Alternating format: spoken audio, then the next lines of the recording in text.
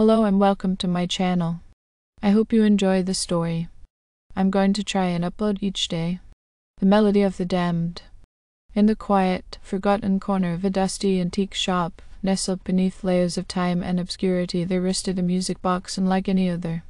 Its dark, mahogany wood was adorned with intricate carvings of sorrowful faces and twisted limbs, telling a tale of suffering and despair.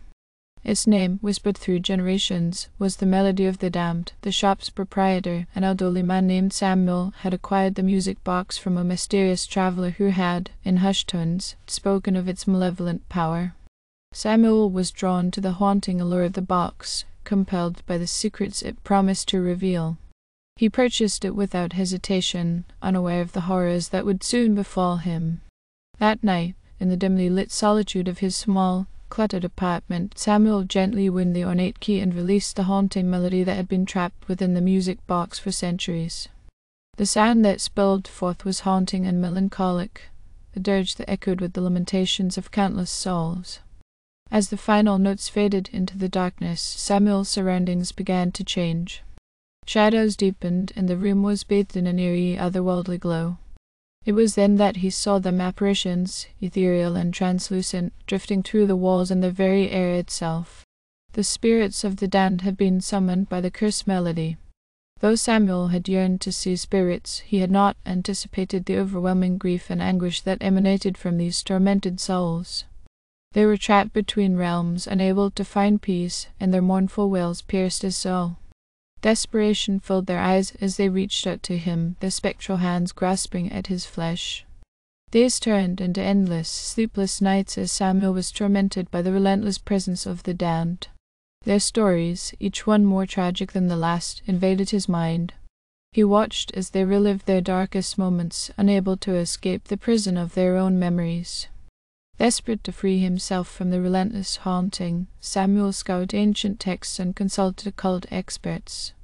It was then that he discovered the terrible truth. The music box granted the power to see spirits, but it came at a terrible cost. To release the spirits, he would need to sacrifice his own soul, forever becoming a part of the cursed melody. Torn between his desire for freedom and the overwhelming guilt of adding his own suffering to the symphony of the damned, Samuel made his decision. With trembling hands, he played the music box's haunting melody one final time, and as his essence merged with the spirits, a profound sadness washed over him. Now, the music box sits in the same dusty antique shop, awaiting its next unwitting victim. The Melody of the Damned continues to play, its mournful tune echoing through the ages, a testament to the terrible cost of seeking the forbidden knowledge of the afterlife. Years passed, and the antique shop changed hands, as did the cursed music box. It seemed to have a malevolent will of its own, always finding its way into the possession of those most susceptible to its haunting allure. The next owner, a young woman named Emily, had no knowledge of the box's dark history. Drawn to its macabre beauty, she acquired it, believing it to be nothing more than an unusual keepsake.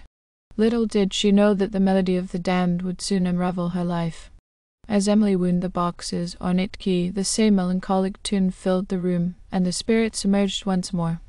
They bore the same agony and despair, their spectral forms reaching out with desperate yearning.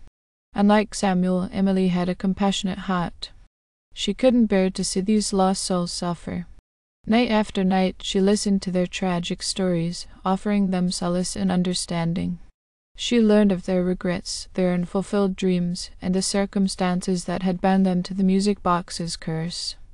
Emily's empathy touched the spirits, and they began to change.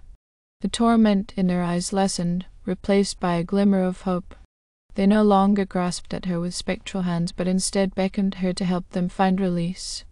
Driven by her determination to break the cycle of suffering, Emily delved into ancient rituals and incantations, seeking a way to free the spirits without sacrificing her own soul.